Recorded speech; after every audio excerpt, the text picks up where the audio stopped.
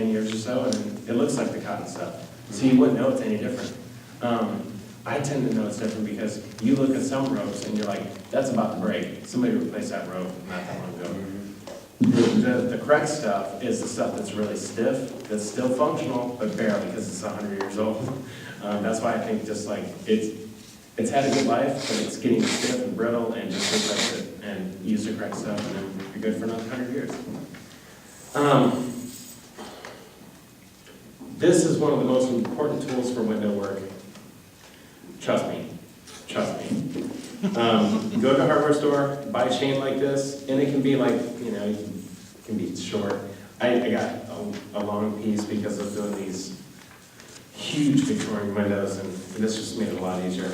Get some twine, tie some twine on there. It works great.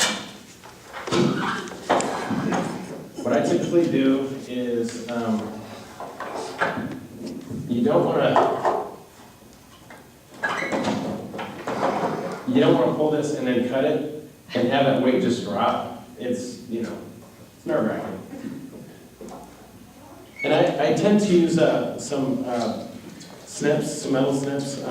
This stuff is a little bit harder to cut, and this stuff I use for the weather stripping anyway, so it works. Just cut it. And then very carefully, let that go all the way down. And keep in mind, this is covered, and you want it to stay covered. You're going to do everything from the inside. So pull that out. And a little something about weights. If you don't have weights, New Home Building Supply actually has some weights that you can buy, and you're thankful if you don't have the weights and you can buy them, because nobody makes these really. I don't know where New Home gets them. They might be old weights that are just like sold. They have numbers, and this is a 5-pound weight. That means that, and this is another reason why I don't really like the idea of putting dual pane glass in the old sashes. That means that this is a 10-pound sash, and you have 2 5-pound weights. It works. If you start making that thicker and heavier, it's going to throw the weight system off to where you can't just open and close your windows. So it's important, and that's what that number means. Your old stuff.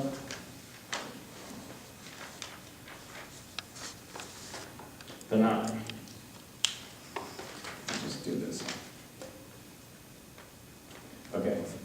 Somebody was a knot person that one of my sunbars actually knew what the name of it's some kind of hitch thing, but I don't know what it's called. It's just not tied. Calf hitch? Full hitch? I don't know. Maybe. So you come down and you go around the backside, and then you go through the loop this way, and then pull it up, and it's fine. So I'll do that again. Half hitch. Okay. So you come down around the back, through the hole, and kablam. This knot works because you tear apart these things. That's the way they did it 100 years ago, and it still works.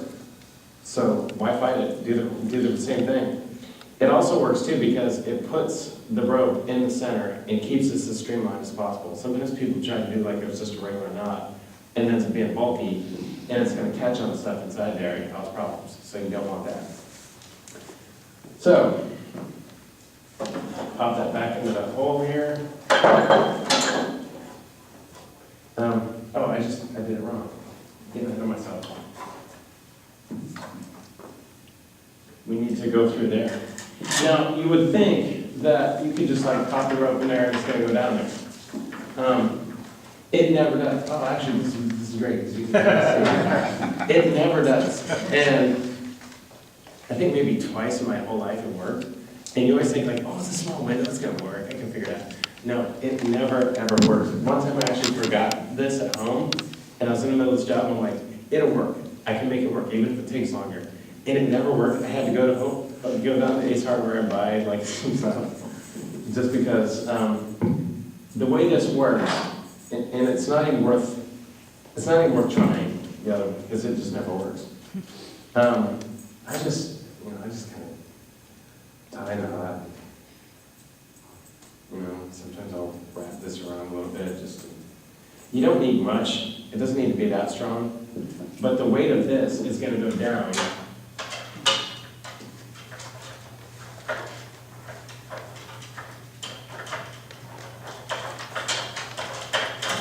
Feed that through.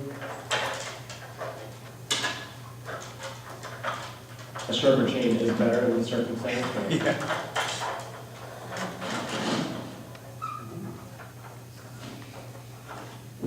so at this point, you can reach around and you can grab, you'd be able to pull that chain and get a nice,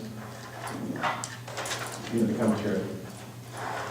And it's just easier and it's an important tool.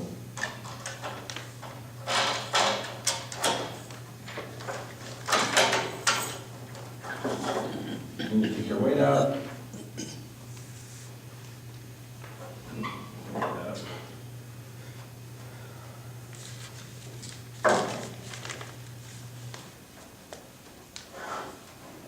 Do your half inch.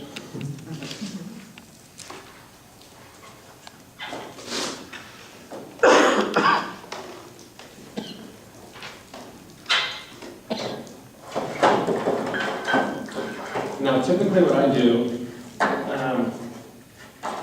on a normal window like this, what I've done before was I kind of see how much was hanging out, try to match what was there before if it worked.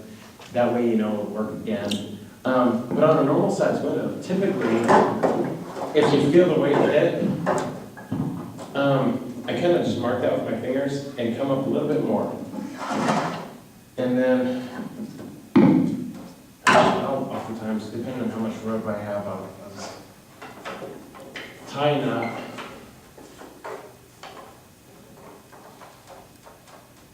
Oh, come on.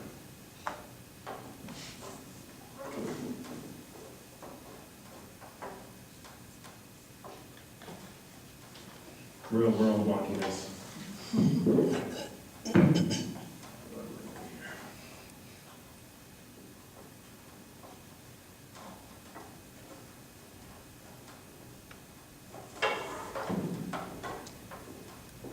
But you're just tying it right, just a regular knot. Just an overhand.